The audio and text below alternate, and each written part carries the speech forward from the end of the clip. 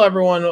Welcome to episode 195 of Two Countries, Two Americas, All Sports. I'm Nick Lev, as always, from Chattanooga, Tennessee, United States. And back on American soil is Gus Tomazelli in Nokomis, Florida. Gus, welcome back to the States. Oh, thank you. Thank you. I appreciate that. Back in the glorious United States of America. Spent more time than the last time I here, about a month. And glad to be back. Enjoy summertime finally, because last time I was here was winter. Now I'm enjoying summer, the beach, the pool. You know how, it's here. You've been to Nokomis. You've been here where I'm staying. It's nice. Was nice in the winter, so even better in the summer. And it's so funny to be here in the not only in the warm time, hot time, especially in weather, but in sports because it's football season and America lives for it. Oh, 100%. And Nokomis is an absolutely gorgeous place to visit. I wish I was visiting while you were up here down in Nokomis, because definitely we've done some episodes from down there before on the beaches of the Gulf. But obviously, you have come at a great time, Gus, because it is Labor Day weekend here in America, and that means college football is back on the menu. I have a beautiful quad box here on my screen from YouTube TV. I see Army just scored on Tarleton State. Got a review on Appalachian State, Charlotte. We've got Western Michigan, Michigan State, and we just have games going on everywhere. Of course, some big games coming up later tonight: Auburn and Baylor, and Georgia Tech and Colorado. But Gus, man, this is the best weekend of the year. I mean, it just doesn't get any better than the start of college football. Oh yeah. I mean, it's this weekend is the official start of college football, but there were some games played last week, and before I talk about the games itself, was a very beautiful montage and way ESPN honored Lee Corso. I feel like it was very way well deserved, and was very emotional. For someone that meant so much for the college football community, and somebody that impacted the game on and especially off the field. Oh yeah, absolutely, and it's going to be emotional tomorrow to see him do his last headgear pick of Texas and Ohio State. I would imagine he's going to pick Ohio State at home, but it would be a Lee Corso move for him to pick Texas on the road, wouldn't it? Like, Yeah, yeah. He that, has to do the trolling thing where he puts one headgear first and then he changes in the last minute.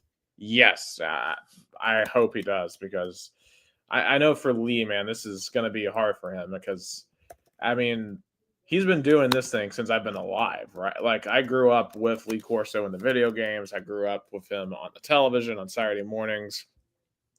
He is just he's just an icon, as you said, and what ESPN is losing in him is going to be, it's a thing you're going to lose, because I imagine the headgear tradition is going to die off unless he allows like Pat McAfee to take it over or something. And I'm curious to see if it comes over, because I doubt you're going to see like Nick Saban take it over, because it just doesn't fit his persona like Lee Corso. Yeah, because it wouldn't be. It would have felt forced. Would have felt something that is not his persona. Like I see Pat McAfee taking over.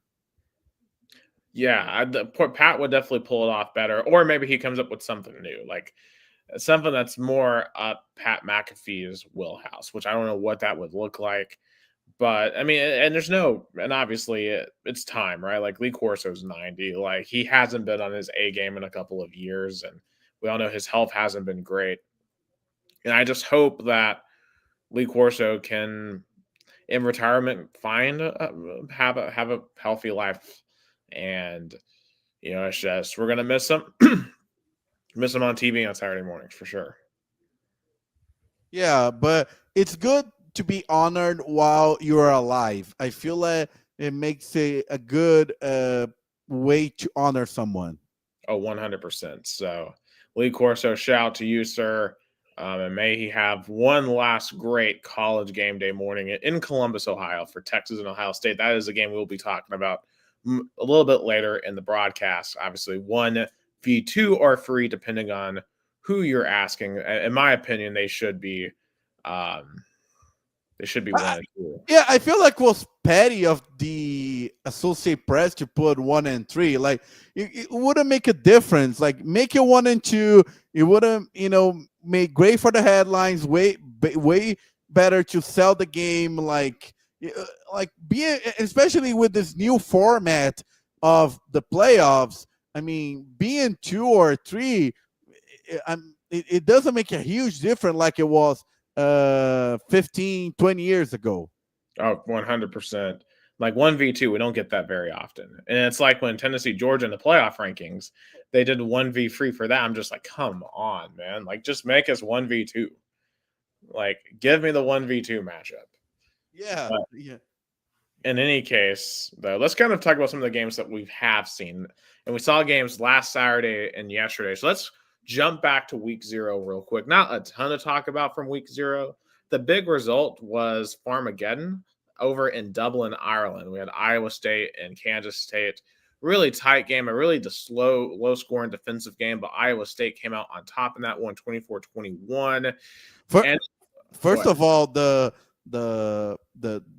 people that do the lines on the field, by the end of the game, it was very hard to see where those yard lines were. Yeah, they did not do a very good job. This field was not ready for a deluge, clearly, which doesn't make sense for Ireland, right? Because Ireland is a very rainy place. There's a reason why they have the coverings over the stadium is because it rains all the time. So it just doesn't make sense why that field was in such bad shape. And you could tell it affected both offenses here. Now, the thing that's going to be interesting moving forward is how does it affect both teams? Iowa State, Kansas State having to have traveled all the way across the pond. Both teams play tomorrow. I mean, how does it affect them? And how good are these teams? I mean, for all we know, these could have been 2 top 15 teams, and we just have no idea because it's week 0. I don't think that's the case. I will say this. I picked Kansas State to win. I was the only one to do so, and I was a bit disappointed in how Kansas State came out and played. Their offense looked unimaginative. It was not very effective. Hey, shout out to Tess. Hey, Nick, excited for this season to get started. Royal Tide, she's an Alabama alum. Obviously, they go to Year 2 of Kevin DeBoer. Yeah, they got a big game tomorrow at Florida State. We'll talk about that one here in a little while down in Tallahassee. But back to Farmageddon here. To me, Avery Johnson was a bit disappointing. And when Nico left back in April, the first quarterback I said Tennessee should go after was Avery Johnson because I thought he was pretty good last year at Kansas State. He's mobile. He can run. He can throw the ball. But he really didn't show it in this game. And then partially it was the conditions. I do think Iowa State has a pretty good defense. But additionally, I don't think the offensive play calling really suited to Avery Johnson's strengths. I don't really feel like we got to see him run a lot in this game. And if you're Kansas State, I think you have to be really disappointed with what you saw. And for Kansas State, now they're in a hole the rest of the season. They're in a hole before Labor Day because they're going to have to effectively win out to make the Big 12 championship game. So Avery Johnson had 8 rushes, 21 yards. Like, that's not going to be good enough to win. And it doesn't help Kansas State that Edwards, their really, really good running back, got hurt on the first play of the game where he fumbled. He used to be at Colorado, now at Kansas State. Just this was a Murphy's Law type of deal for Kansas State. Whatever could go wrong did go wrong. And I think it's going to be really hard for Kansas State to come back from this and make the playoffs. Even they're going to have to run the table because a 10-2 Big 12 team is not going to make it in unless you win the Big 12 championship. And I really think when you look at what Iowa State now has the rest of the year. Sorry about that, guys. Getting choked up here. Take over for a second. But yeah, I mean, that's fair. In terms of the Big Ten, It's one loss. It's different to have a one loss when you are on the Big Ten, on the ACC compared to the SEC. I'm sorry, the Big 12 and the ACC. One loss affects more your season than the SEC and the Big Ten. I think that's established. Oh, one So yeah, because you're not going to get multiple chances. Because yeah, Kansas does not have a good non-con schedule. They play North Dakota and Army in the non-con, and they have, I think, like a cupcake later on in the season. So it's just like for Kansas State, they're going to have to find a way to win the Big 12, I think. And losing to Farmageddon to Iowa State is a critical loss. And for Iowa State now, like they certainly have a path. It looks like, because winning this game first and foremost, right? You got a leg up in the Big 12 race, but next week they have the home game against Iowa in that rivalry game. So if you can get that big non-con win, the only ranked team they play the rest of the year is Arizona State, and they host Arizona State in November. So you're talking about a team from the desert in Arizona that's have to come all the way to Ames, Iowa in November, where it's likely going to be pretty cold. I think this sets up pretty well for Iowa State this season. Yeah, it's a very promising schedule. Yes, because they actually, they had their next road trip is to Butch Jones and Arkansas State for some reason. They go to Jonesboro, which is kind of a weird road game. They do go to Colorado, and of course, we're about to see how good they are here in a few minutes. They do go to TCU, who could be good. I think Kansas is a tough out, but I think everyone else, like Cincinnati, and we'll talk about them here in a few minutes, I don't think they looked very good. Arizona at home, like they could win 10 plus games easily. I think they are very much in a great position to get back to the Big 12 championship game. Because remember, they were a game away last year from the playoffs, and of course, they got blown up by Arizona State. But they're going to have their chance. So shout out to Iowa State for starting off 1-0. They play South Dakota tomorrow.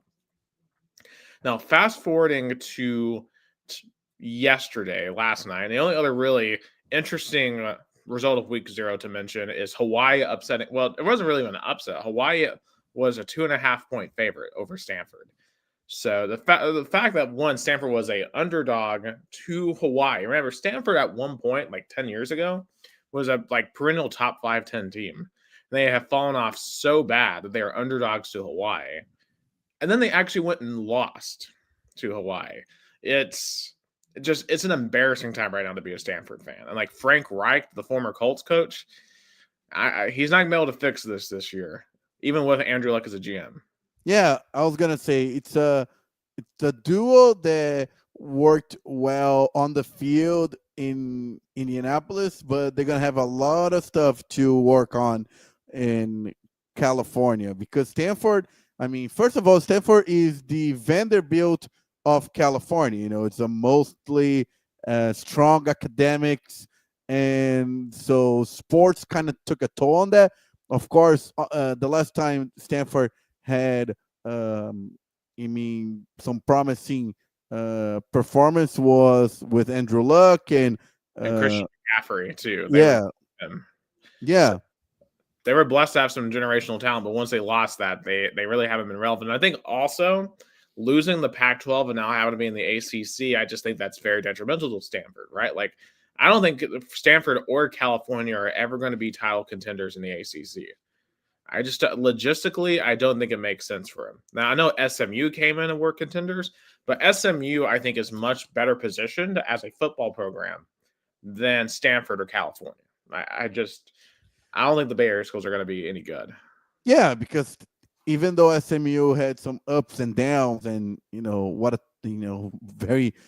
very hard recovery after the death penalty, they have kind of football in their blood, and Stanford and Cal are kind of not like that, and they kind of are trying to find themselves a new identity because when they were in the Pac-12, they kind of mixed in well with the California identity of the Pac-12 along with USC and UCLA, but now they're still finding an identity. Yeah. And as you said, for all four of those teams, it's definitely difficult. Now, obviously, as a Tennessee fan, there's one of those in particular I'm going to be rooting very hard against this year. And I'll talk about them here in a little bit in underrated games of the week. Now, moving towards last night, first down in Tampa, just down the road from where you are, Gus, up in Raymond James Stadium. I did not see this result coming. Boise State looked horrible in that second half. Alex Golesh, former Tennessee OC, he's done a really good job at South Florida. They came out, had a just gutsy play call on a fake punt, and then they just blew out Boise State. They just completely ran them over. And Michael Maddox Masson, the quarterback for Boise, was horrible in the second half. You could tell that he didn't have Ashton Jeanty behind him anymore. And it's just a devastating loss for Boise because I think this pretty much eliminates them in week one from being the G5 playoff team. Like, you're not – I think there's going to be likely either an undefeated or like high-end 11-1 G5 team that's just going to have a better resume than Boise at this point because, when we looked at Boise State last year, their only loss was a 3-point loss on the road to Oregon, which was an amazing loss because Oregon was the number 1 seed. And Boise State arguably had like a top 5-10 resume because of that. Boise is not going to have that this year, even if they win the Mountain West. And I don't know if they're going to win the Mountain West with the way they looked yesterday. Now, UNLV has not looked good. They barely beat Idaho State. And the rest of that conference isn't good. But, like, South Florida now, like, if South Florida and Boise State are 11-1 at the end of the year, South Florida is going to get that nod. So it's a devastating loss for Boise's playoff chances. I mean, Boise State, of course, they had a remarkable run in the playoffs, but they had definitely lost some talent, especially on the running back side. Yeah, and for Boise too, they do get to go to Notre Dame in early October. So they probably need to find a way to pull that off.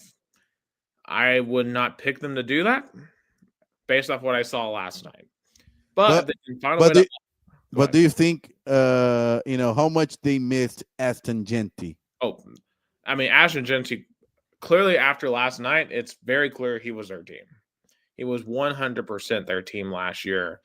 And they just have a generational player that they can't replace. So, and also for Alex Golesh, too, this is his biggest win, I think, as a South Florida head coach. It's his first win over a ranked opponent. And for South Florida, the next 2 weeks, they have at Florida, at Miami. If they can find a way to upset one of those two teams, they are in pole position for that G5 playoff spot. And I think Alex Golesh will put himself firmly on the radar of several P5 programs who are looking for head coaches after this year. Oh, yeah. Yeah. And he's definitely a very good coach. I mean, Tennessee kind of missed that, still misses him as a coordinator, but I think he's going to do well this season. And if he finished, I'm not saying, if he is a contender, I think there'll be like some schools that are going to take a look at him. Right. Like, I mean, because obviously, I mean, if you look at South Florida, because, I mean, the two schools I would have said heading into this year that were the top G5 contenders for Boise State and UNLV, both have not looked good in their first game. So who else is out there? Is it South Florida? What does Tulane look like? What does Memphis look like? Those are some of the other G5 contenders. Like, can Army or Navy show up and be really good? Although, I'll be honest, the Army is kind of struggling with Tarleton State right now. And of course, I know you can't overreact to just one, first half. But I mean, there's going to be some competition here, I think, for South Florida, for Boise State. It's going to be a fascinating race to see who gets that last seed. And you got to remember too, the playoff seeding has changed this year, so it's very likely that the G5 team will in fact be the 12 and final seed. So you're not going to see a situation where Boise State gets a bye like last year because of the conference championship rule. That was just ridiculous. So it'll be interesting to watch the G5 race throughout the year. I would have picked Boise State if we had done this earlier in the week as my G5 team. Definitely can't do that now. So we'll see what happens. The only other game I wanted to really bring up is Nebraska barely surviving Cincinnati last night. And man, Nebraska is just infuriating to watch as a team. I mean, it's really their program for the last decade is just, you move the ball well, you control the ball the entire game, but you find ways just not to score. Like that, if I were a Nebraska fan, I would have probably punched a window out. I mean, that was, even as someone who is not partisan in that game, what Nebraska does as a team, like the ways they find they'll score a touchdown, have a penalty, bring it back, the way they find ways to keep Cincinnati in the game. They just have no kill instinct as a college football program. And they haven't now in over a decade. And remember, we're now 9 years since they had 9 wins in a season as a program. And Cincinnati. Matt Rule is on what, year 3? Yep, he's on year 3 now. They did go to their first bowl game in 8 years. And obviously Dylan Raiola in his second year as a quarterback. Raiola was okay last night, but for all the hype as a 5-star quarterback, I just wasn't impressed. Like he's really playing in front of his idol and Patrick Mahomes and Taylor Swift and Travis Kelce. Congrats to them, the newly engaged couple. And wow, what a surprise. Imagine being able to get Taylor Swift to go to a Nebraska-Cincinnati game, man. She must really love that, man. Congrats to them, though. That's awesome. But in any case. Yeah, congratulations to the newly engaged couple. Yes. But I don't know, like I picked Nebraska to go like 7-5 preseason, and I feel pretty confident in that pick because I've seen some people who think Nebraska can go like 10-2. And I just don't see it, man. Like until they prove they can consistently win these type of games, and to give them credit, they got an interception at the end because Cincinnati and Scott Satterfield, who by the way I think will be gone after this year in Cincinnati, it's still mind-boggling they hired him away from Louisville to begin with. Otherwise, though, they're going to have to play better than that if they want to beat several of these Big Ten teams. Yeah, for sure. I feel like there's a lot to work on, and a win is a win, and especially, they're going to have 2, cupcake games, Akron and Hull Christian, and then they're going to face Michigan Wolverines. So that's going to be the big challenge for Matt Rule this season. I did pick Nebraska to upset Michigan in the offseason. I just don't know if I really feel that comfortable with it, but we haven't seen Michigan play yet. Okay, so those are some of the games that we have seen so far. We saw a lot of like near upsets, like UCF having to score at the end to beat Jacksonville State. I mean, man, they looked awful. Rutgers barely survived Ohio. Minnesota struggled with Buffalo. I mean, we UAB was down in the second half to FCS Alabama State. Just some really not impressive games. Some not impressive performances. The only team I was really impressed with last night was South Florida. So, in any case, and obviously, tonight here in about 10 minutes, we're going to see Auburn, Baylor, and Georgia Tech, Colorado, who I would say are 2 of the most underrated games of the week. But I figure let's just kind of pick these games. I think Auburn, Baylor is massive for both of these coaches. Dave Aranda had a really good season, bought himself another year, and now gets a chance to maybe be an SEC team at home. But for Hugh Freeze, he's been under a lot of fire. A lot of people thought Auburn should be better by now. He now has Jackson Arnold as the quarterback from Oklahoma. Is that going to fix the offense for Auburn? Because they have a lot of talent around them. Like Auburn has more talent in this game. But do we believe that Jackson Arnold is the answer to the quarterback problems in Auburn? I'm not so convinced, Gus. I honestly, I'm taking Baylor to win this game. Auburn's a 2.5-point favorite, but I like Baylor to win it. Yeah, I think Hugh Freeze has been under a lot of pressure because Auburn is a little bit like Nebraska. The fans are just not feeling improvement. There's the programs has stagnated over the past few years. Yes, it has stagnated a lot. Stagnated. Big game, though, coming up in 10 minutes. Also in 10 minutes, we've got Georgia Tech coming off of a really good season. Remember, they had that classic almost upset of Georgia. They should have won that game. Should have won. They keep Canes king, and they're going out to play Deion Sanders in Colorado. Of course, this is the post-Shedeur Sanders, the post-Travis Hunter, Colorado Buffaloes. The Caden Salters are starting quarterback. Who do we like in this one? I think this is going to be a fascinating game. Colorado, I'll bet the under. I'm going to be honest. I like Georgia Tech to win here. I think you're going to see a huge void left behind by Travis Hunter. I mean, that guy filled a ton of holes. And really, even when you look at Colorado's record last year, they only beat 2 teams with a winning record. And I think Georgia Tech is one of the better teams they're going to play this year. And I'm high on Georgia Tech and their ability to maybe even be a dark horse in the ACC. So give me Georgia Tech to win in Colorado. So those games start here in about 10 minutes right now. Of course, just the quad box I'm looking at here, some quick score updates. We have Michigan State 14, Western Michigan nothing, Army 17, Tarleton State 10. That's actually a very good result for Tarleton State so far. We have Charlotte 3, Appalachian State nothing in the second quarter. And Wake Forest 7, Kennesaw State 6. Well, Wake Forest is struggling so far with the Owls of Kennesaw. And the only ranked team playing tonight, Illinois, number 12, just started. They are 8:25 the first quarter, 0-0 against the Western Illinois. Yeah, and I think they'll win big tonight. I still think Illinois is severely overrated. Like, I don't think they're going to be a top 12 team. They're not going to. No, they're not going to end the season in ranked 12 and in the playoffs. Yeah, that's at least my thoughts on that.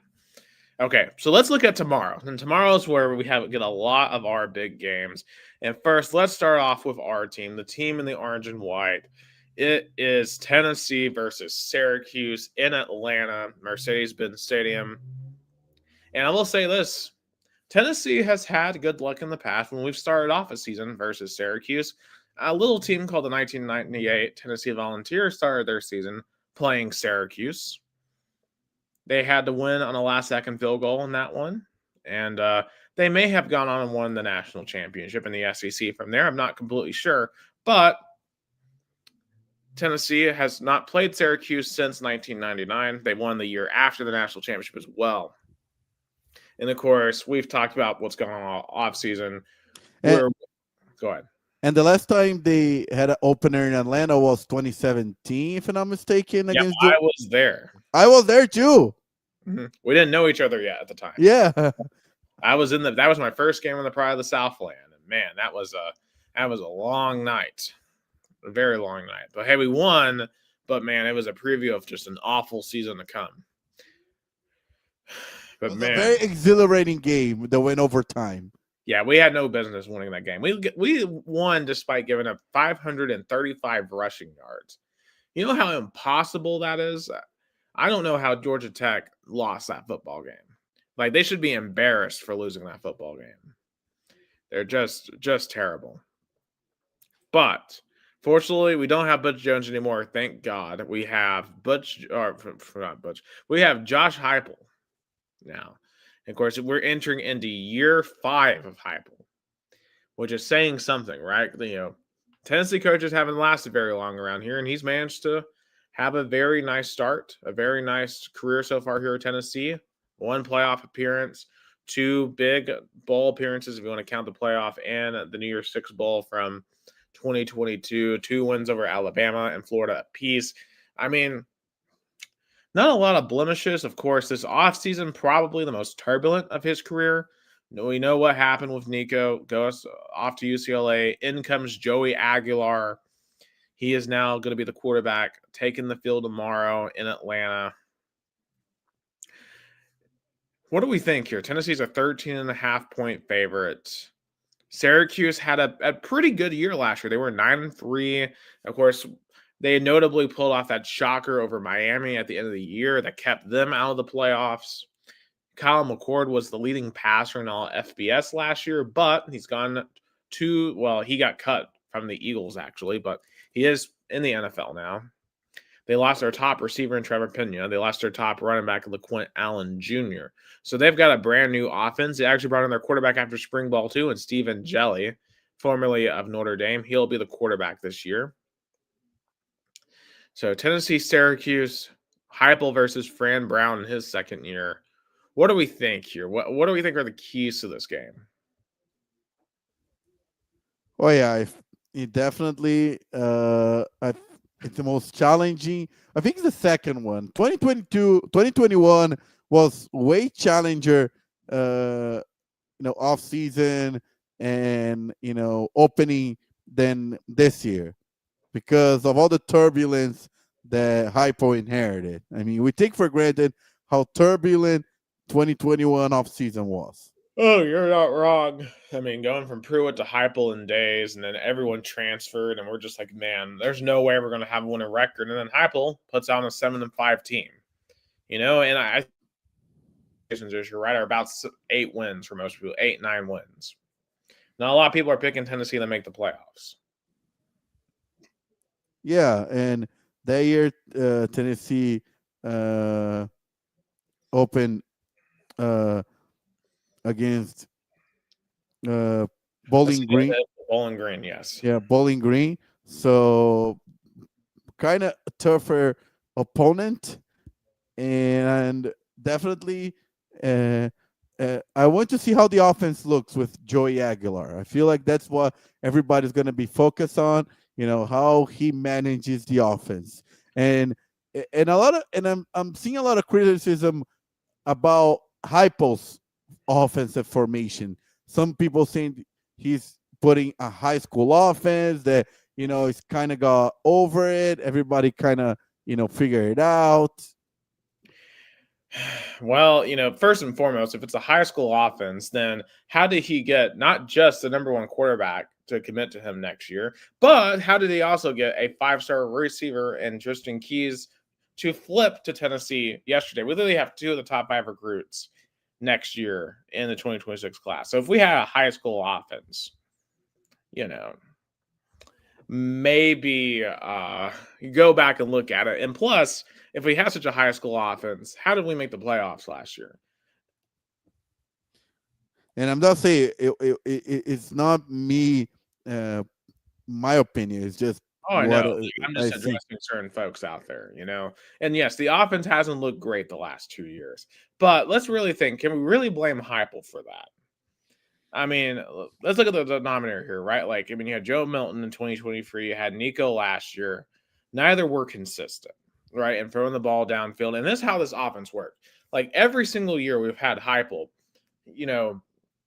people think of Tennessee as a throw the ball around the field.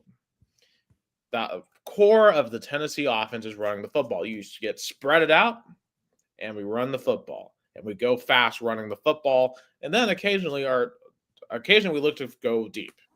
That's what we do. And this offense works best when you have a quarterback that can actually throw the deep ball accurately.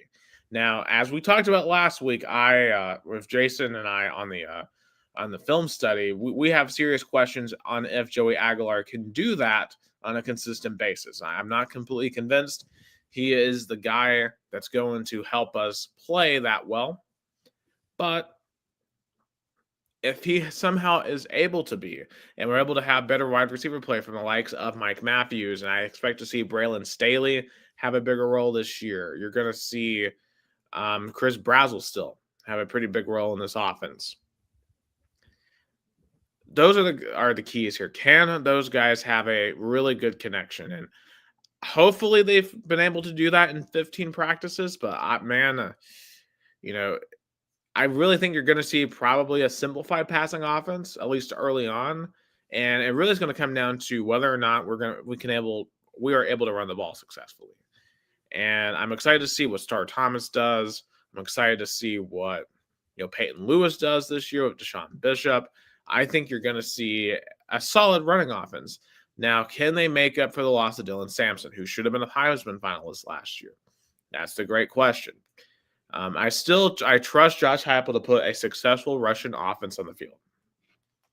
And if we can run the ball successfully, then it just comes down to Joey being able to consistently hit deep balls. Now, I really do think in this game against Syracuse, we should be able to impose our will. We have a stronger line of scrimmage than they do. We have we just have bigger dudes. We have faster dudes than Syracuse does. Like, we should be able to impose our will against Syracuse on the ground, both offensively and then defensively, right? Like, people are talking about, oh, you lost James Pierce, Omar, Norman Lott. As long as we got Rodney Gardner, I know we're going to have some dudes on the defensive line. Our front seven does not concern me. I think we have more depth there now. I think our linebackers with T. Lander and Arian Carter leading the way are going to be really, really good. The big concern, I guess I have defensively is, how do we play without Jamar McCoy for the first part of the year? Because we're not going to have him tomorrow. He's probably not going to be back till mid-season at the earliest. And he is probably the best corner in America. So not having him kind of sucks. But I think that you're going to see some of these younger guys have to step up. I think there's a lot of talent there. Also, the other question is, how much does Boo Carter play? He's been in the doghouse in the offseason for some of the off-the-field antics, not showing up to team workouts and stuff. But I'll say this, if we come out and we struggle early, especially in the secondary, and he's not on the field, he better get put on the field because he is probably the best secondary player healthy that we have right now. It's like how much the team has to suffer for Josh Heupel teach Book Carter a lesson. Exactly. And I get that at a certain point, right, that you want to teach a guy a lesson, but we got to win, right? Don't blow up the whole season just because you're trying to teach a guy a point. And clearly, I think Boo Carter, I at least hope he gets it, right? And I trust that he gets it. So here's to hoping that we see Boo Carter in the field tomorrow. But I really think lines of scrimmage-wise, we should be able to dominate in this game on both sides. And I think that'll be the difference here. And I think Joey, we won't ask him to do a crazy amount in this game. I think you'll see him throw maybe 20, 25 times tops. And I just think physically we should be able to get this thing done. I think we win something like 31-14. Not a high-scoring game, but I think that we will defensively win this. I think it'll be frustrating to watch at times. I expect there to be defensive lulls for the Vols, or offensive lulls especially. But I think our defense and our running game should prevail in the end. For me, it's going to be 38-20. And so I'll bet the over. Okay.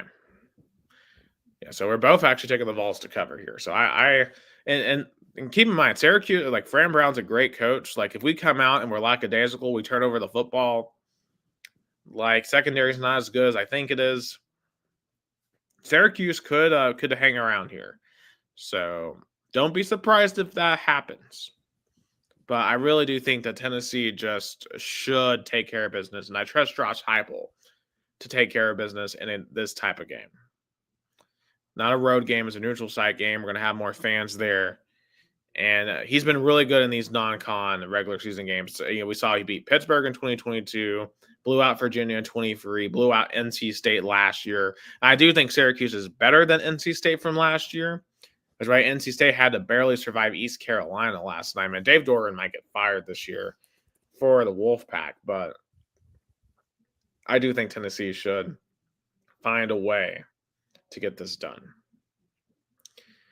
Now, we have obviously the Auburn, Baylor, and Georgia Tech, Colorado are both ready to begin here. So that, and good to see Deion Sanders with his gold headset on the sidelines. Of course, he survived bladder cancer in the offseason. So it's good to see him. And that's a full crowd over there in Boulder, Colorado. It's going to be an entertaining one, that's for sure. But in any case, let's talk about some of the underrated games for the rest of the weekend. And for me, there's two others that I'm looking at here, Gus. Obviously, late tomorrow night, 11 p.m. And obviously, just as a Tennessee guy, I'm going to be hate watching this one. Utah at UCLA.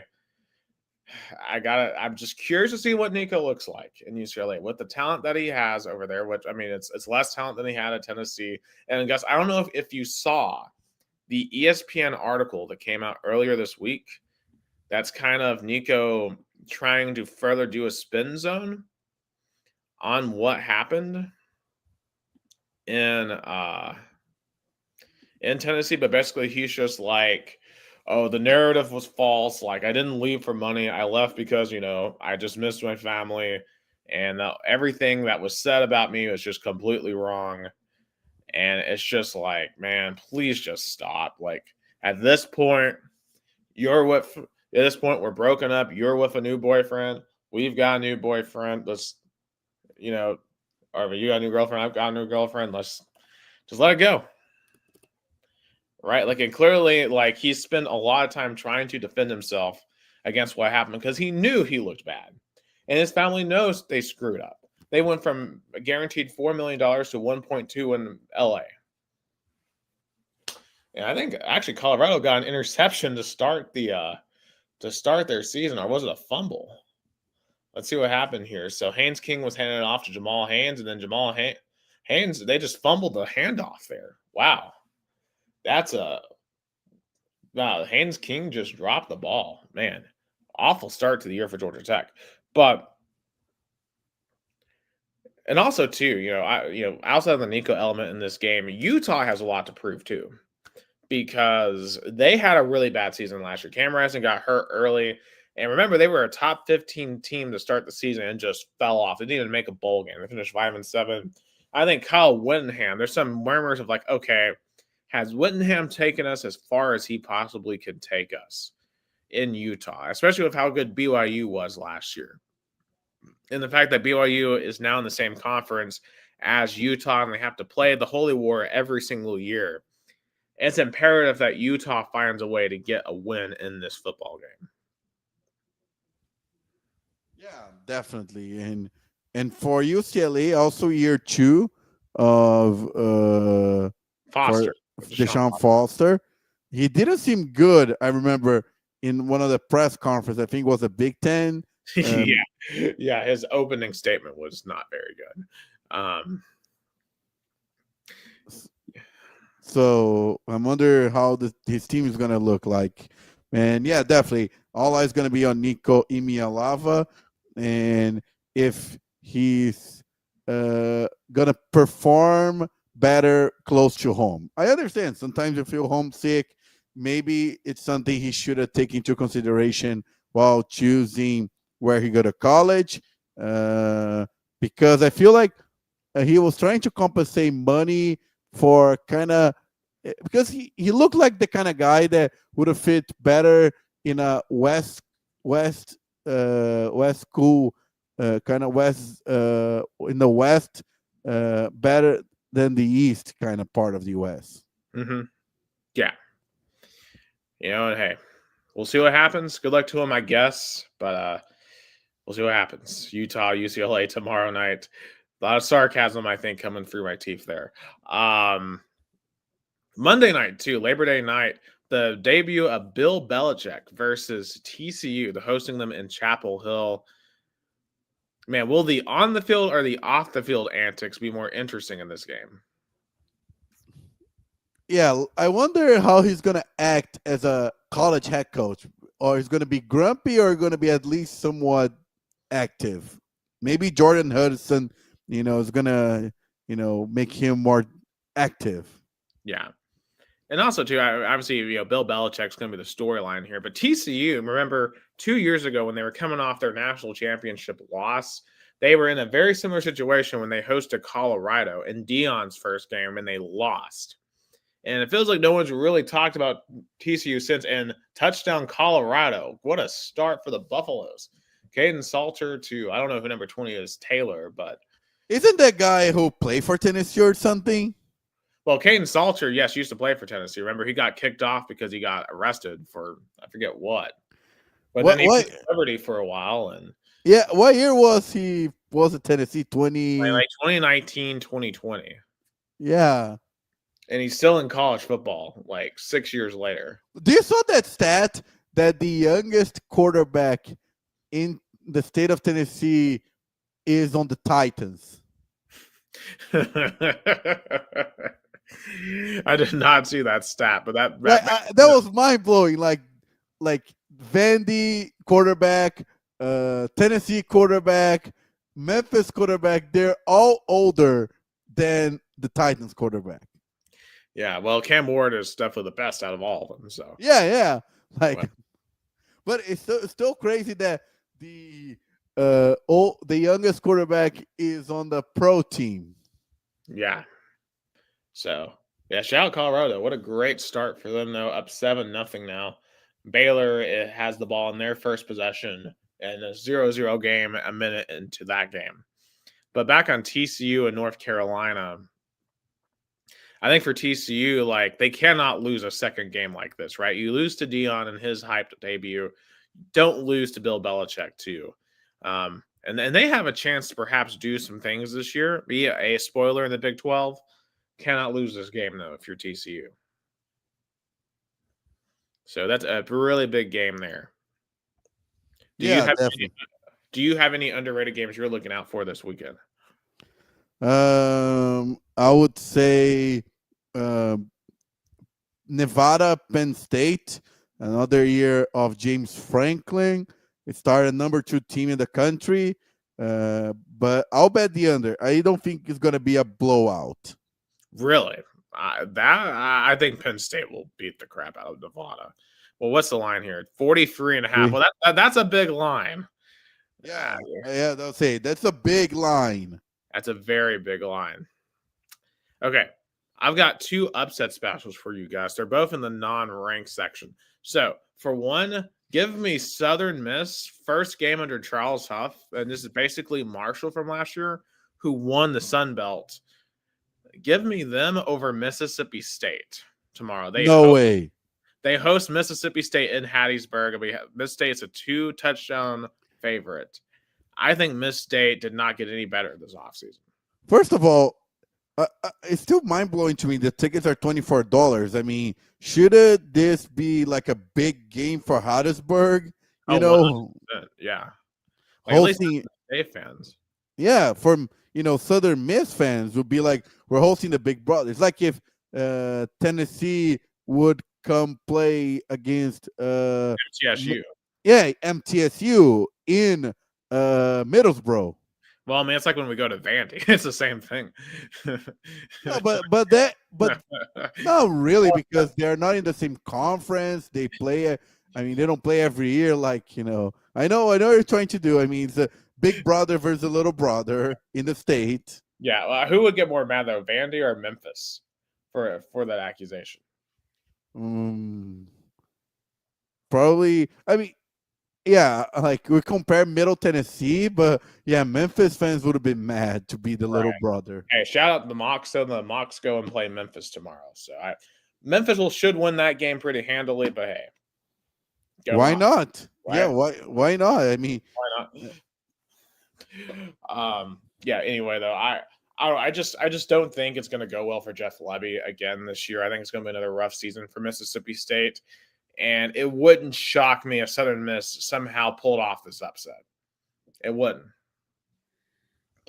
Another one I've got too, I think Washington State is just in a really bad situation. They lost their quarterback, their head coach, and their offensive coordinator this offseason. And I don't think they're in a good position heading into the season. And Idaho is a top 10 FCS team. I'm going to take the Vandals to knock off Washington State tomorrow in Kalamazoo, or not Pullman. And remember, this is a kind of a rivalry game because these two schools are 8 miles apart. They're on the Idaho-Washington border. So give me the Vandals to upset Washington State. For me, an upset alert, give me Hawaii over Arizona. I think Hawaii is going to be 2-0. I like the pick. I think it'll be an interesting game. I don't think they're going to do it twice. But Hey, why not? They beat one former Pac-12 team. Why not another one? And Arizona, I think, will be pretty bad this year as well. So I don't think that's far-fetched. I think that's a good pick. Interesting upset alerts. In the ranked, and I feel like there's gonna be one somewhere in the ranked teams. I just don't see it. Like, can UTSA give Texas A&M a run for their money? I just don't see it. I don't think Old Dominion is going to give Indiana a run for it. Can North Dakota be troublesome to Kansas State tomorrow? Otherwise, I just don't see. Georgia State's at Ole Miss. Lane Kiffin's not losing to Georgia State. I mean, I would love for him to, but I just don't think that's going to happen. Anyway, like we've done in the past, I've got 5 games we're going to pick. So the first of these 5 we're going to pick is the Beamer Bowl on Sunday afternoon in Atlanta. It's Virginia Tech versus number 13 South Carolina. Shane Beamer versus the team his dad coached for decades.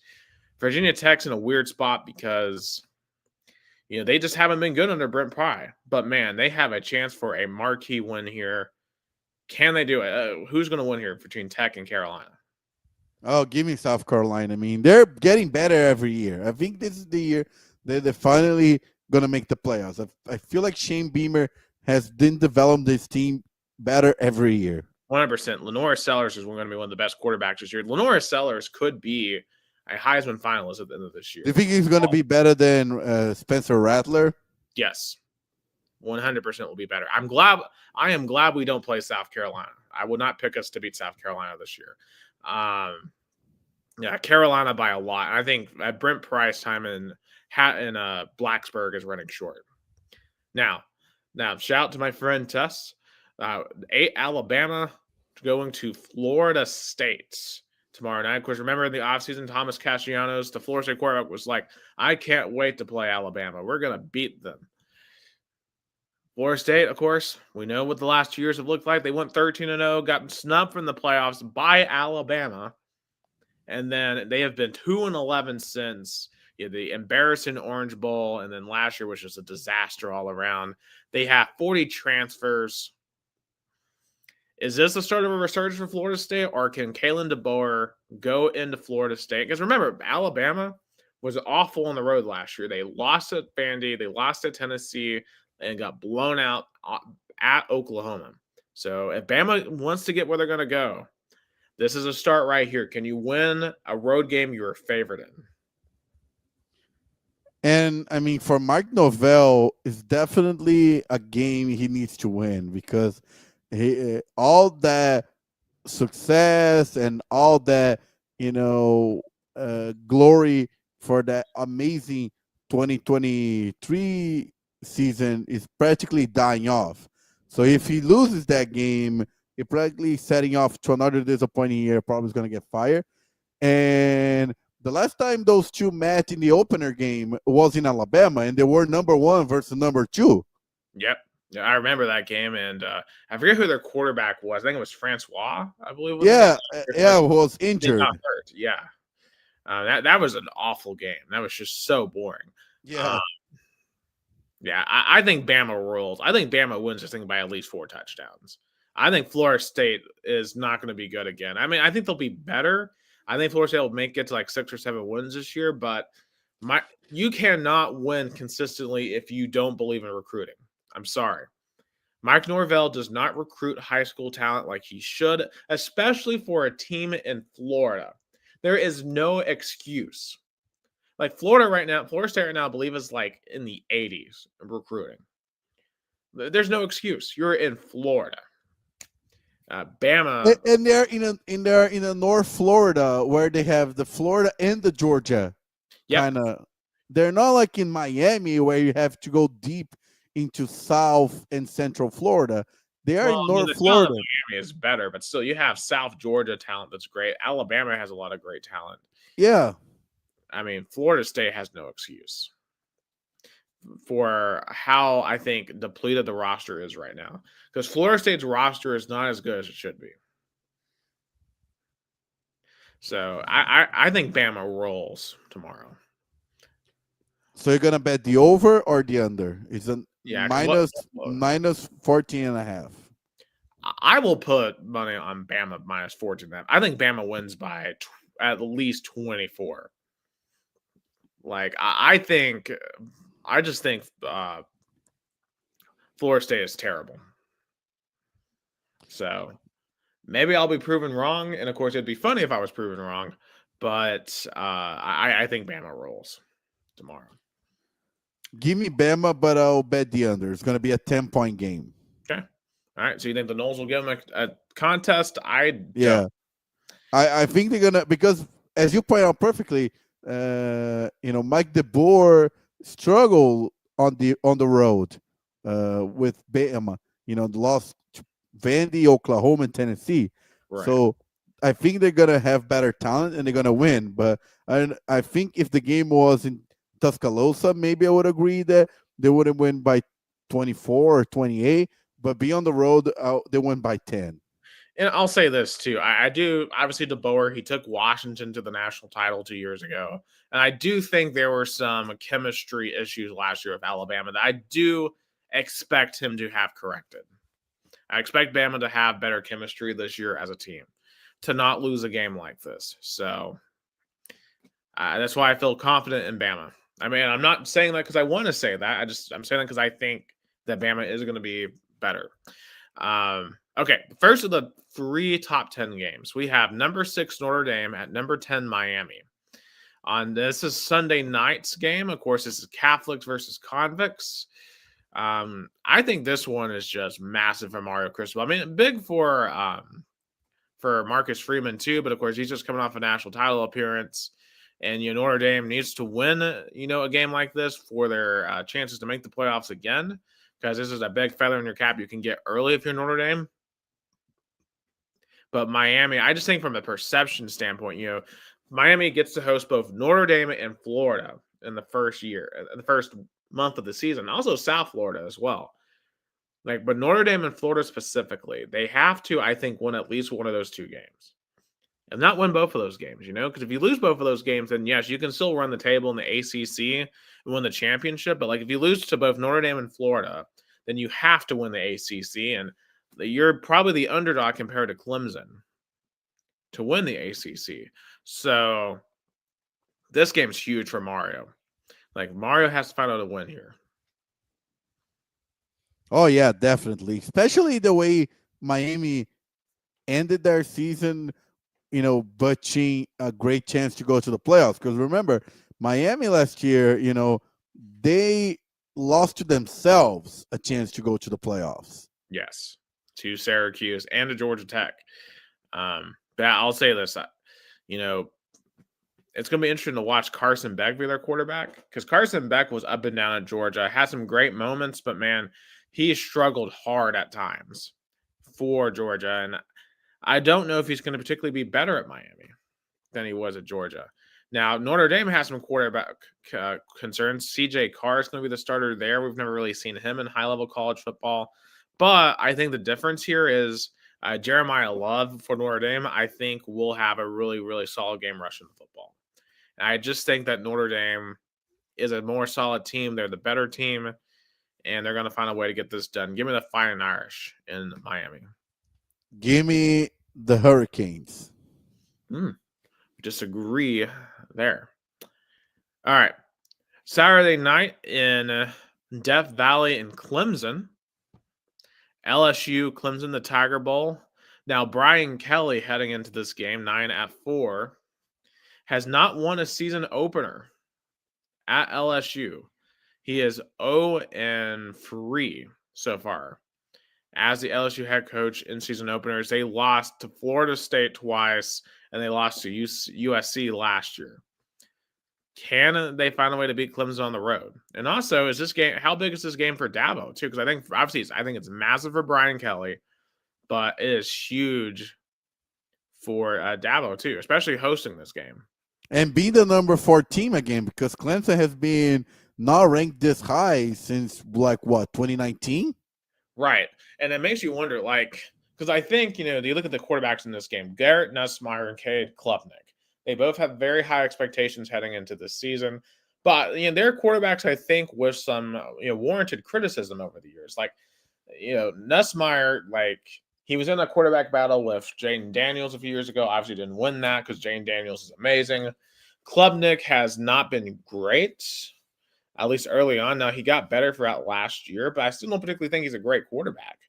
So I have questions about both of these guys in this spot. I don't know which quarterback I trust more in this game. And it's so funny that it felt like Dabo Swinney was this coach that develops quarterback well. Having back-to-back, quarterbacks been picked in the first round, Deshaun Watson and Trevor Lawrence. And so far after Lawrence, that doesn't show up. I remember Ukulele and then, a whole, like Clemson quarterbacks has not been the same. Yes. Honestly, Baylor just had a huge play, by the way, about a 50-yard shot downfield to Cole Wilson from Sawyer Robinson. So they have a 1st and goal from the Auburn 8. And Auburn could go down here 10-0 very quickly. They're already down 3-0 midway for the first quarter. So not a good start for Hugh Freeze and company in Waco. And also I'll be watching the next LSU game, not against Clemson, but I'll be in Baton Rouge to watch LSU LA Tech. So I'll watch the LSU Clemson game to see what I'm gonna see live in Baton Rouge. Oh my gosh. Haynes King just turned over the ball for the 2nd time tonight against Colorado. He just threw it straight to the Colorado defensive back. What is he doing? And Haynes King, too, was also another guy I was like, oh, I would like Tennessee to go and get him in the transfer portal after Nico left. And, so there was a holding call on Georgia Tech, so the interception stands.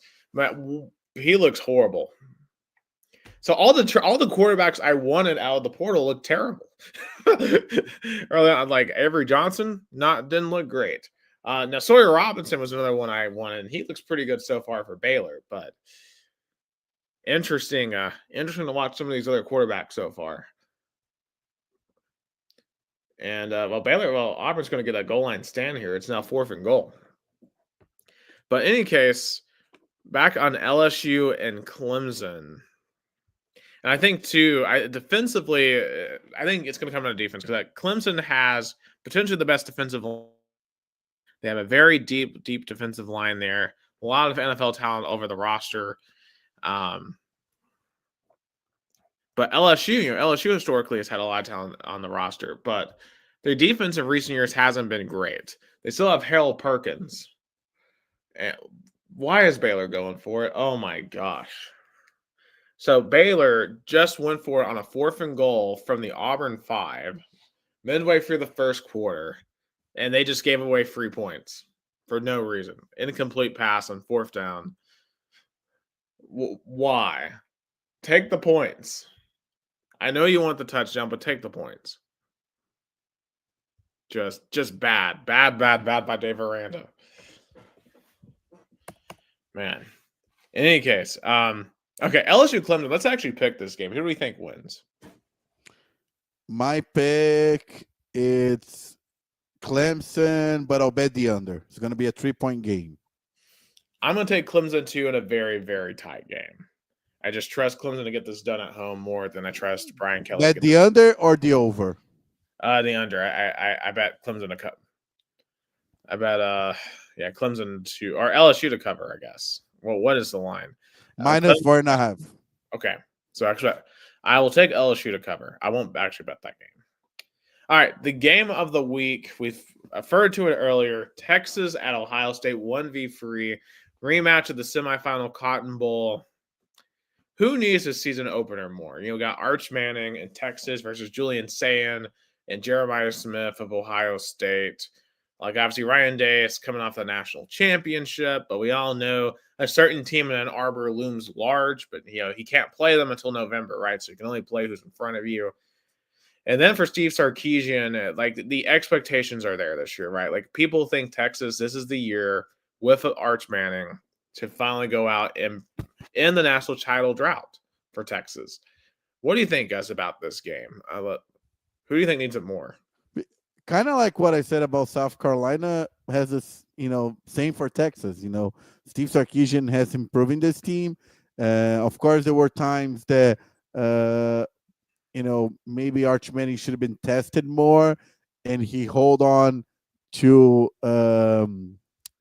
Quinn Ewers. Quinn Ewers probably longer than he should, but probably he was loyal to his starting quarterback. But I think Ohio State's win this game. I am going to take the Longhorns to win this game on the road. I think for Ohio State, like, there's just too many changes. I think the new quarterback's going to take a minute for him to break in. Like, you don't have either Travion Henderson or Quinton Judkins at running back anymore. I think that also the loss of Jim Knowles, as defensive coordinator, he's at Penn State now.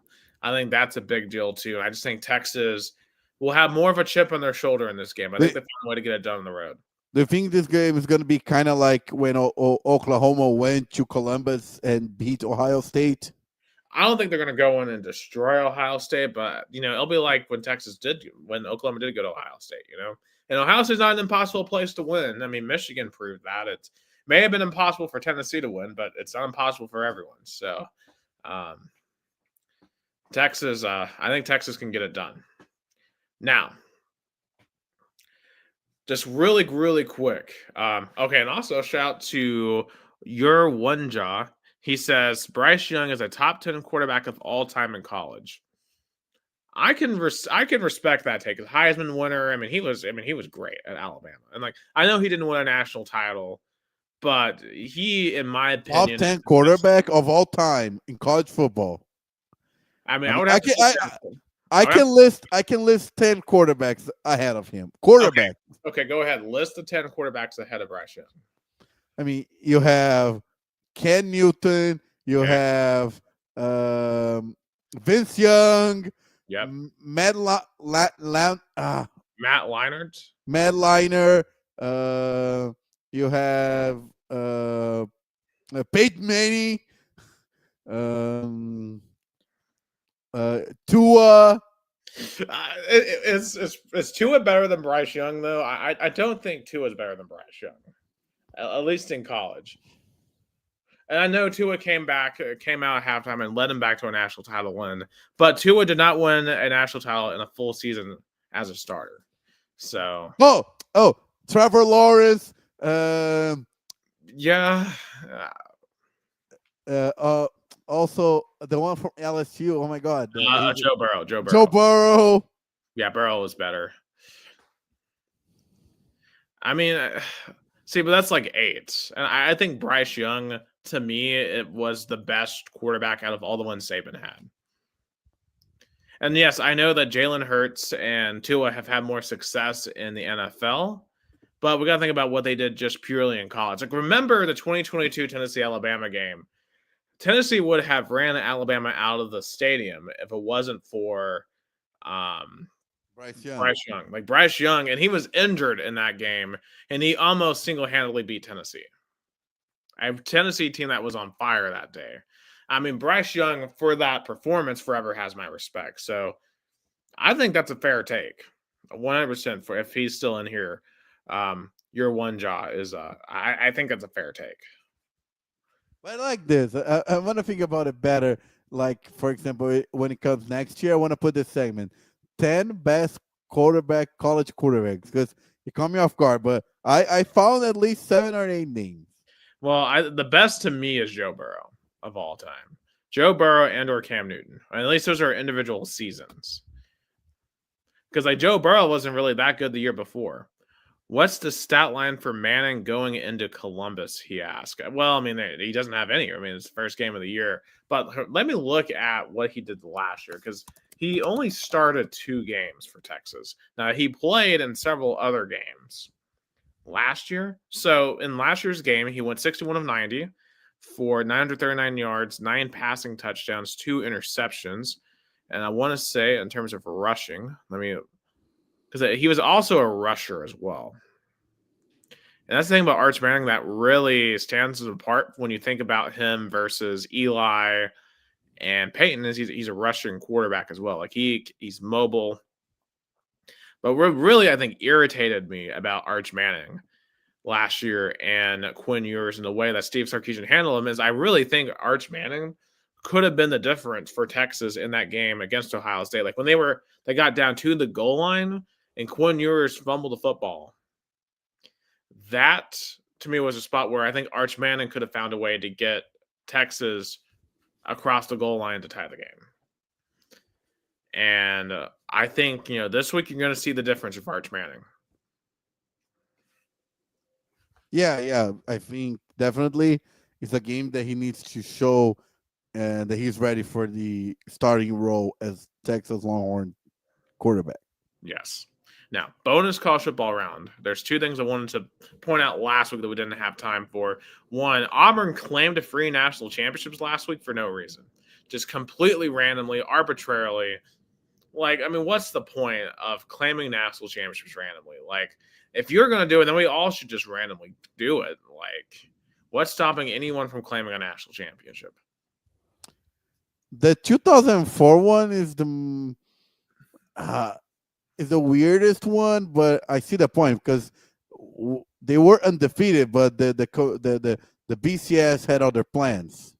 Right, and I get that it was unfair and that was pre-playoff, but hey, you got to take it. Like Auburn in 2004 was not beating USC in 2004. Auburn would have gotten blown out by USC in a matchup. I'm just putting that out there, and obviously I know we didn't get a chance to see that matchup.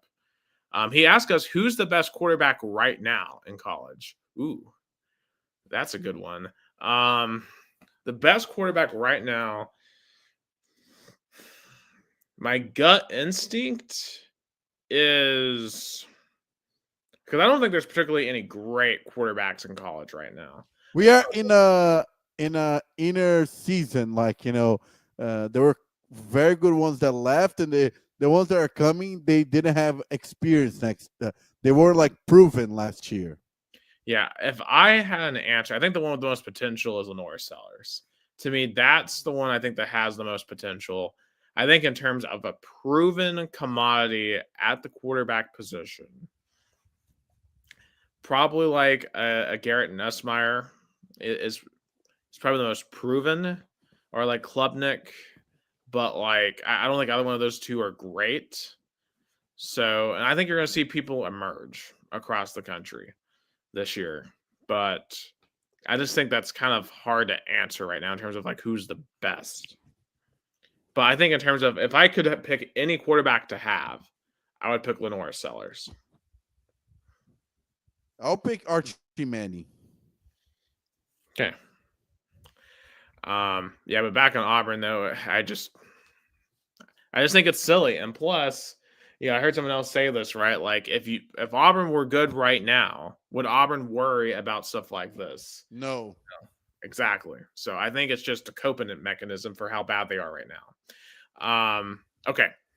Also, Arkansas, they have implemented a 3-minute delay for field rushing, and this actually makes a lot of sense. He also says Clemson LSU game will be good. I agree. I think it'll be a very, very tight. I think we picked Clemson tight. I think it's a good idea. I think, we saw a lot of problems with the field rushing last year, and I still want to see it be a tradition in college football. But it is getting to the point now where they seem to be getting crazier. There's a lot of increasing concerns about public safety. I think it should be organized. For me, it should be like, okay, like organize with the fans, like set a rule. The game ended, everybody waits until the opposing team leaves the locker room. Then go crazy. Yeah. Just wait for the visiting team to leave the field and make it a message. Wait, and then we're going to send a message. Then go. Yes. I think that's the way they're going to do it. So we'll see if Arkansas gets a chance to implement this. I mean, I think, Notre Dame, they host them. That's a chance maybe that they get to do it. And they got a couple of other big home games as well in Fayetteville. Now, some quick NFL talk. And the big news here is Jerry Jones and the Dallas. How about them Dallas Cowboys, Gus? They traded away Micah Parsons to the Green Bay Packers for 2 first-round picks. He's asking if I'm more of an NFL guy or college. I would say definitely college is my top love, but I do also love NFL as well. So you'll hear us talk about both here on this podcast. I appreciate him tune in. Like, tell him to has the YouTube channel. Yeah, Gus Naharia. We have YouTube, Facebook, and Twitch. absolutely. And I also stream here on TikTok as well.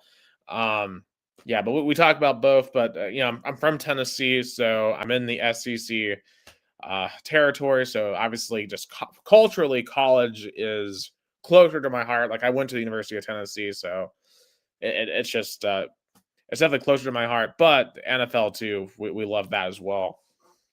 But man, what I don't love here is the Dallas Cowboys, man. I just don't understand. This is why it's been 30 years since you've made the NFC Championship game, let alone a Super Bowl. Moves like this are ridiculous. Yeah. Micah Parsons is the best player on your team. Well, I mean, arguably him or CeeDee Lamb. And you're going to trade him away for 2. I know it's 2 first-round picks. The Packers are going to be good. There's going to be 2 late first-round picks, Gus. What is Jerry Jones doing? And also, you forgot about defensive lineman Kenny Clark. Yeah. He claims it makes it better. I don't see how. I agree. I feel like he just wanted to send him somewhere. Probably Jerry was done with Micah Parsons and was trying to get some value. I saw someone posted, not even on Madden, this trade would have been possible. Pretty much. As your one job points out, how do you send your best defensive player to the team that blew you out in the playoffs? Because they're the Dallas Cowboys, and that's what they do. I mean, think about this. Think about Dallas sports fans this year. They had to see Luka be traded away, and now Micah Parsons gets traded away. A brutal season, a brutal year for Dallas sports fans. And the fans are done with Jerry Jones. There are several of them wishing for him to go away. They just want him to go away. I'm not going to use stronger language than that for reasons, but you can get the drift there. It's bad. And if you're Dallas, I think you're kind of waiting until Jerry Jones goes away. And he's not going to go away until, that happens. So I just don't know where the hope is for Dallas in the meantime, for the Cowboys fan base. Because Jerry Jones is so stubborn, he's never going to hire a GM. I mean, he hired a coach that literally has expiration date. Correct. It's just terrible. Yeah, I think Dallas is going to be in the bottom of the NFC East. Well, it depends on how bad the New York Giants are. So, I think they're going to be. I think they're going to be better. I'm not saying they're going to be on the wild card. I think that's the Cowboys and the Commanders spot in the division. But I think they're going to be at least 9-8, somewhere like that. 8-9. Right. Just a puzzling move for Dallas. Also, I should put this on the liner. Kenny Pickett got sent off for the Browns, so Shedeur Sanders makes the cut for the Browns. He'll be a QB3. Do we think there's any chance he gets up the depth chart by the end of the year? Yeah, I think so. I mean, not surprised. I knew by the end the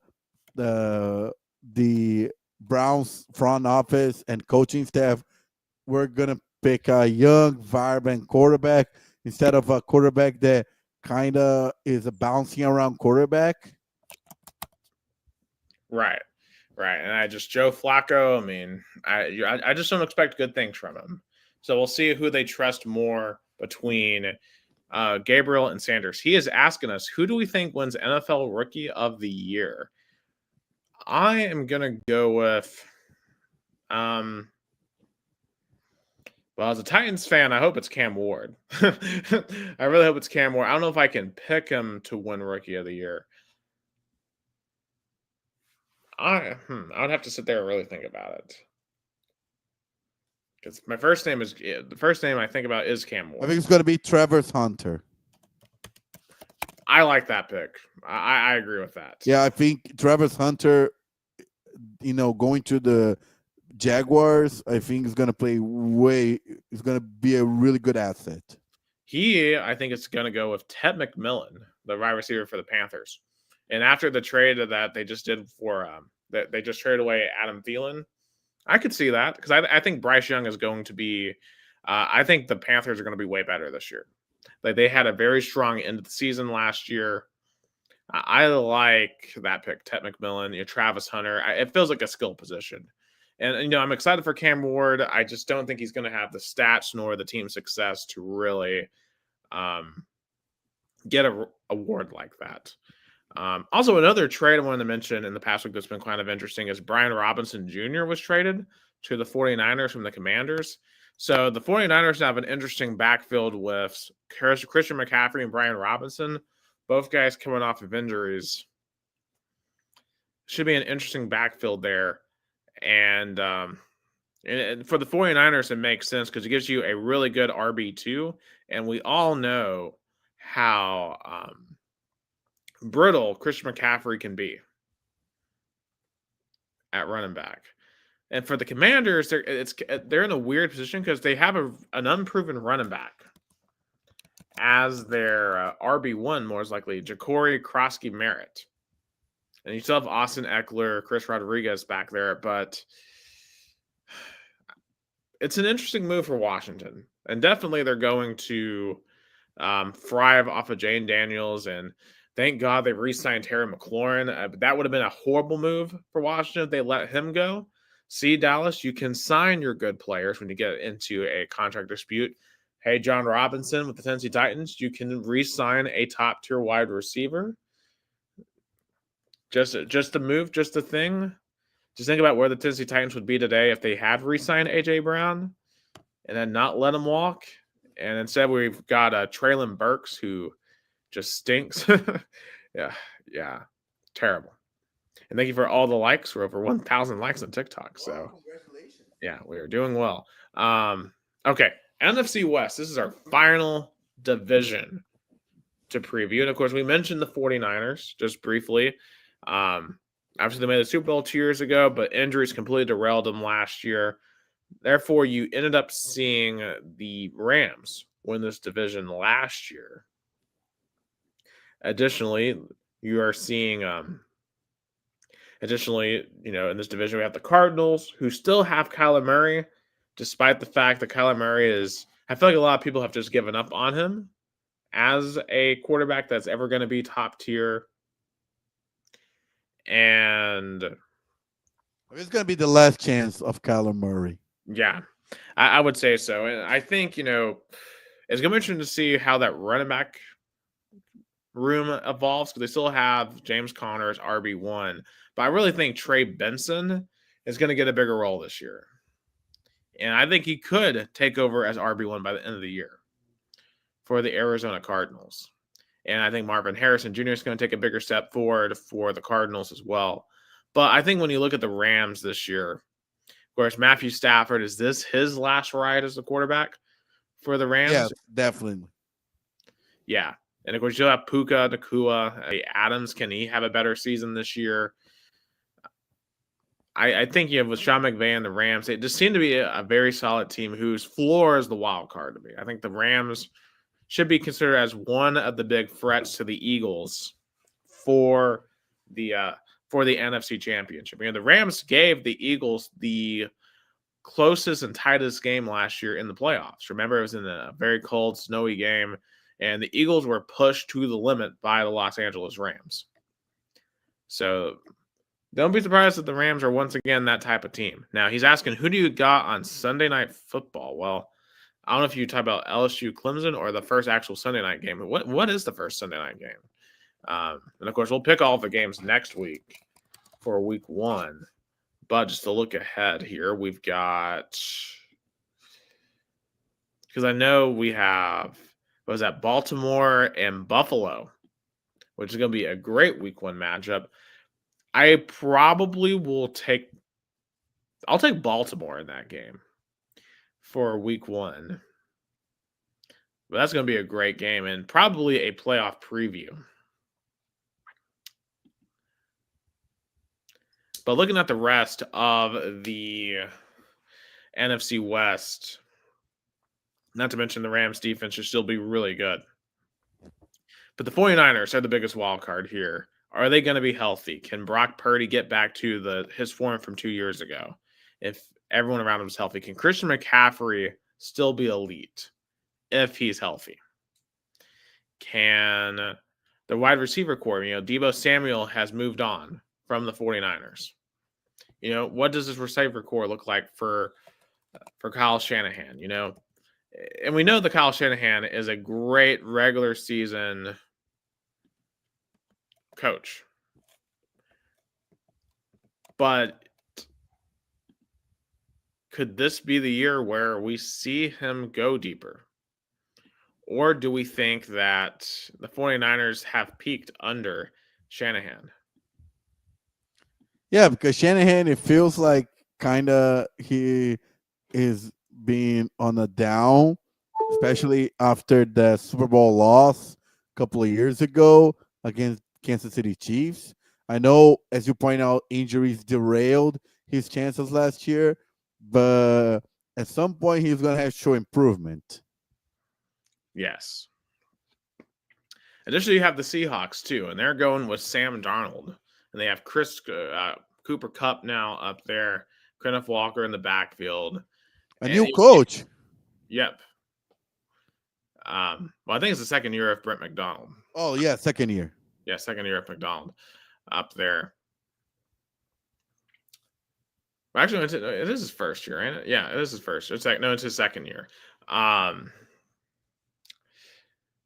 The thing is, though, I don't really trust Sam Darnold. Sam Darnold obviously led Minnesota to the playoffs last year, but I think that's partially because Kevin O'Connell is a very good coach in Minnesota and was able to mask a lot of his deficiencies. And, of course, he had Justin Jefferson. He doesn't have that in Seattle. I think Sam Darnold's going to regress back to what we know him to be, and that's a very mid quarterback at best. So, I'm not very high on Seattle. I'm not high on Arizona. To me, this is going to be a Rams or a 49ers division. I trust the Rams right now more than the Niners. Yeah, I think it's going to be Rams win the division, 49ers fight for a wild card spot. I agree. I think that's how this will play out. I think Seahawks and Cardinals maybe distant playoff contenders, but I'm not particularly high on either one. So that begs the question. Now that we've done all 8 division previews, who's winning the Super Bowl, Gus? You go first. Okay. So when I look at this, right, the big question is, do we think this is the year that Kansas City finally gets taken out in the AFC? I am going to go out on a limb and say I think this is. I think someone else is going to make it to the Super Bowl. Who is that? Personally, I think this is Baltimore's year. It's now or never for the Baltimore Ravens and for Buffalo too. One of these two teams are going to be the team. And Cincinnati, I think, is also going to be in this contention. One of those 3 teams will make it. I have my prediction. I think it's going to be a DC Super Bowl. Baltimore Ravens versus the Commanders. Baltimore wins. Interesting. So I'm taking the Ravens in the AFC. I'm going to go in a different direction now when it comes to the NFC. I think when you look at the way this is going to play out, right? I think the Bucs are going to be really good in the South. I think they win that division. I still think the Eagles take care of the East. The North is going to be chaotic. Your one just says Panthers making the playoffs. I think there's a potential there. I think the Panthers could definitely get a wild card. I do think Tampa, though, is going to win the division, but I think the Panthers are going to be very competitive. And the Rams win the West. And I have the Packers win in the North. I think the Packers will overtake the Lions. So the big question is, do we think the Eagles are going back-to-back? And I just think the NFC typically is a very chaotic conference. You don't see really dynasties form over here like you do over in the AFC. My gut reaction, I really think at some point for Jordan Love and the Packers is going to come together. And for me, I think it's really close between the Packers and the Rams for who I want to pick here. I am going to take the Packers in the Super Bowl. So I'm going to go with the Packers and the Ravens. With the Ravens winning the Super Bowl. So we both got the Ravens, but you have them over the Commanders. I have them over the Packers. Your one, Josh, says Jayden Daniels top 5. I agree. I think he's a top 5 quarterback right now. That's why I had my pick. Yeah. So should be a really interesting season. Maybe we're all wrong at the Titans winning the Super Bowl, but I seriously doubt that. Not even you believe that. Not even the most loyal, most diehard Titans fans believe that. Let's be real. I expect 5 to 6 wins this year. Yeah. That's a more reasonable expectation. Yeah. And I'm curious to see, just to finish up the NFL, who is going to be the New York Jets starting quarterback? That's what I'm curious about. Well, it'll be Justin Fields' star. Who will be the quarterback by week 17? And he has Cam Ward with free crying emojis. So Cam Ward's going to be in for some growing pains this year. That's for sure. Although I'm excited to watch him. But it'll be a hard season. So Justin Fields is going to be the starter. That's interesting. Yeah, but I don't know who's going to be there by the end, though. It's not going to be here. I thought it was going to be that other guy. What's his name? Well, I mean, I don't know what other guy you're talking about for the Jets. I'll find out, but yeah. Because I mean, it's definitely Justin Fields for the Jets, and also Auburn now is up 13-3 in Waco. What happened here? I've been kind of talking about the NFL here. It kind of took my eye off this game, but Auburn has taken some control in Waco. So obviously, a big start here for the Tigers. Colorado leads 7-3 now in the second quarter. He asks, who's ready for big noon kickoff? We are all ready for sure. Huge games tomorrow. All right, some other just quick sports things to wrap things up. Real quick, NASCAR playoffs are set after Ryan Blaney won in Daytona, gets Alex Bowman in first race this week at Darlington. However, the most entertaining stuff is happening off the track here. There's a massive legal battle continuing between NASCAR and the team that Michael Jordan owns, 23XI. And man, you got to go back and look at some of these text messages because it is nasty. You have basically NASCAR saying that they're trying to screw over the teams effectively, trying to con them out of money.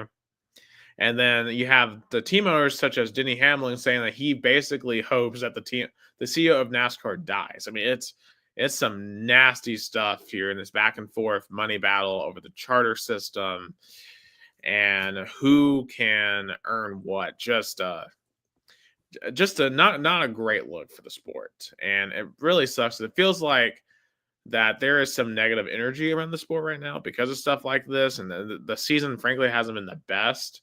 The racing hasn't been great. And just hopefully they can get a resolution to this, but just not very good. Also, Gus, you got to see the Braves destroy the Marlins the other day in Miami, and then they turned around and gave up 4 homers yesterday to Kyle Schwarber. It's football season, so I've just kind of stopped paying attention to Atlanta. Yeah, they had a really good series against the Marlins. I mean, they lost 2-1, but then they outscored the Marlins by a total of 23-3 on their last. Then they won the series. And the game I got to watch on Wednesday afternoon, not much crowd. I mean, I know it was a Wednesday afternoon, but the vibe at Lone Depot Park, it's way boring than Tourist Park. I'll tell you that. I've been to both. Yeah. My parents liked it because it's a dome, so it was not much heat. And I was explaining the game to my parents. That was the most part. But definitely of Ozzy Albies, had 5 runs with his homers, and Jurickson Profar 2 solo home runs as well. And so great game by uh, the Braves.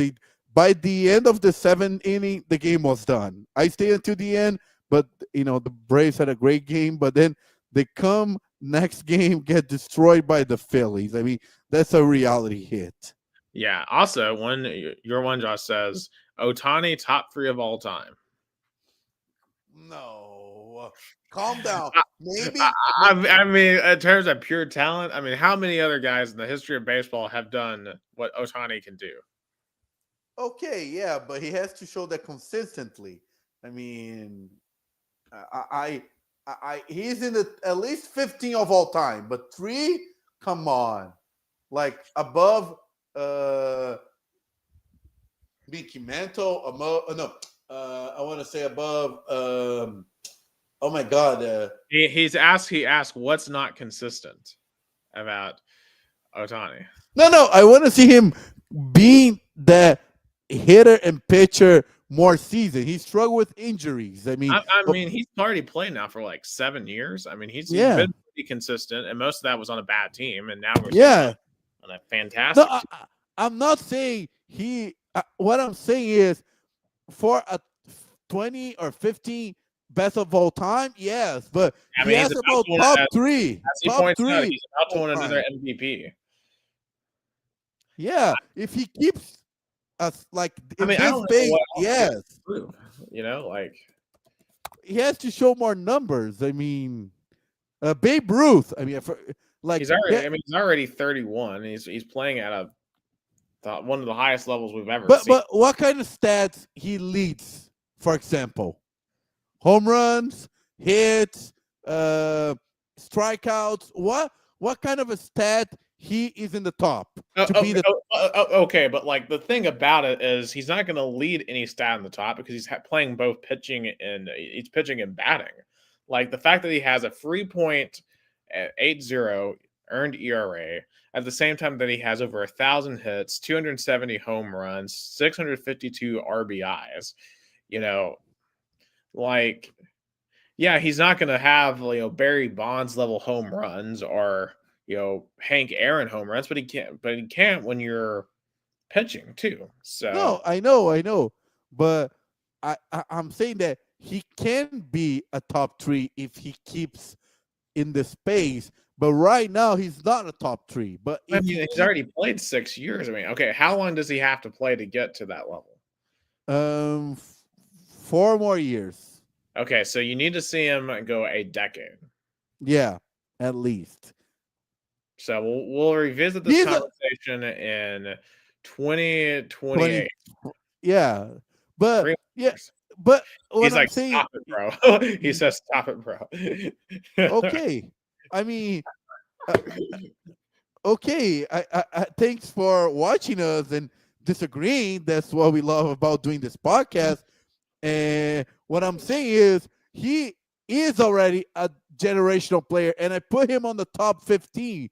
But I want to see him keep on the more, playing like that for 2 or 3 more seasons to be like, okay, he has, because baseball is all about the numbers.